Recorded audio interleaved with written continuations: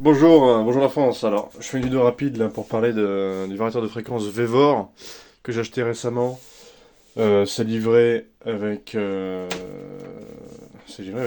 en fait, il y a juste ça, qui est le manuel d'utilisation, qui est entièrement en anglais. Donc quand on est un Français comme moi et qu'on n'y connaît rien en électricité, bah, de comprendre comment il faut régler ce truc, c'est un vrai calvaire. Et quand on se rend sur une vidéo d'un gars qui parle d'une polisseuse qui est très gentil, mais qui dit que les différents chiffres dans les paramétrages là, qu'on rentre, en fait, c'est des programmes. On est très très mal parti. Donc je fais une vidéo pour expliquer un petit peu ça, voir comment ça marche. Donc c'est évident, là vous avez un bouton run pour que ça tourne, un bouton stop pour que ça s'arrête. Donc à ce moment-là, c'est évident quoi, hein. Quand vous mettez en marche, il y a le ventilateur qui se met en marche aussi pour rafraîchir la boîte. Là c'est pour augmenter la valeur, c'est pour diminuer la valeur. Là c'est pour changer le sens de rotation de votre moteur si vous utilisez comme moi un moteur triphasé. Donc moi j'ai un moteur triphasé avec 3 phases. J'ai utilisé un câble 220, c'est de bricolage, hein.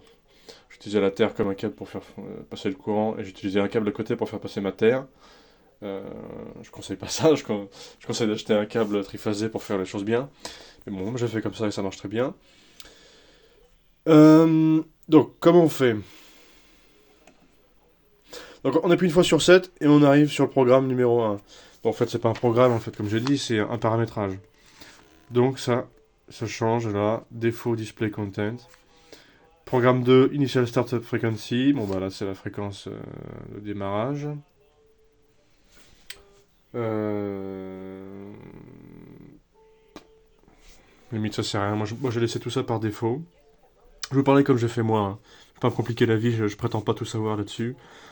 Là, je mets tout par défaut. Acceleration time, ça dépend de vous. Si vous voulez que votre moteur il démarre en 10 secondes ou en 30 secondes, que ce soit lent ou que ce soit rapide, c'est à vous de voir. L'acceleration time, c'est pareil. Donc, comment vous faites? Imaginons. Je veux changer l'acceleration time. Donc, c'est PN8. Donc, c'est le paramétrage 8. Donc, j'arrive sur 7. Je dis que je veux aller dans le paramétrage numéro 8. Là, j'y suis. J'appuie sur 7. Et là, j'ai 50. Pourquoi? Parce que j'ai choisi d'avoir 50 secondes, hein. Donc, si je veux mettre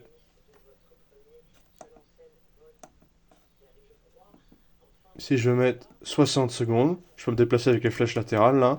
Après j'augmente la valeur. 6, 5. Si je veux mettre 51, je me décale à droite, j'augmente de 1, je reviens à 0. Voilà, tout bêtement. Et quand c'est bon, moi j'appuie sur 7 et c'est fini. Quand vous appuyez une fois sur 7 et que vous êtes bon pour votre paramétrage, l'appareil va automatiquement vous diriger vers le paramétrage suivant. C'est-à-dire là c'était le programme 9. Et si vous touchez à rien, vous revenez là, sur l'écran de base là, qui est en gros la fréquence à laquelle va démarrer mon appareil Vevor. Quand je vais appuyer sur donc si j'appuie sur Run, là, il va démarrer avec 5 Hz. Et après le reste, ce sont les paramétrages que j'ai déjà définis. Donc si j'appuie sur Run, vous voyez que mon moteur se met en marche à 5 Hz, donc là ça tourne. Et pendant que ça tourne, je peux augmenter la fréquence, d'accord? Là ça augmente, et ça augmente progressivement. Voilà. Désolé pour les voisins. euh, ouais, je reviens à 5. Puis d'ailleurs, je vais éteindre. Et je vais vous montrer que ça peut être dans l'autre sens. Donc j'appuie sur le bouton rêve. Il y a la lumière rouge rêve qui s'allume. Je démarre et ça démarre dans l'autre sens. Voilà, c'est tout con, c'est tout bête. Allez, c'était une vidéo rapide. Je vais pas m'enfoncer plus là-dedans. Faut que vous vous débrouillez un petit peu là. C'est-à-dire il va falloir lire. Donc minimum frequency, c'est la fréquence minimale que vous voulez permettre pour votre tour. Donc moi j'ai mis 5 parce que je sais qu'à 5, en dessous de 5 il bouge pas. Et au-dessus de 50, eh ben, c'est pas possible parce que ça fonctionne avec 50 Hz. Donc j'ai ça à 50. Voilà, tout simplement. Parce que voilà, le courant sur secteur, il est normalement à 50. Comme je suis branché sur le secteur, j'ai ça à 50. Voilà.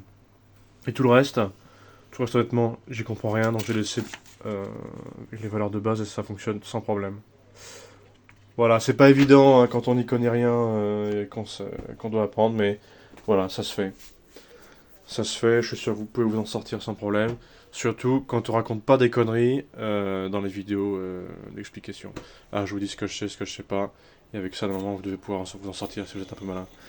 Allez, bon courage pour votre paramétrage et puis amusez-vous bien.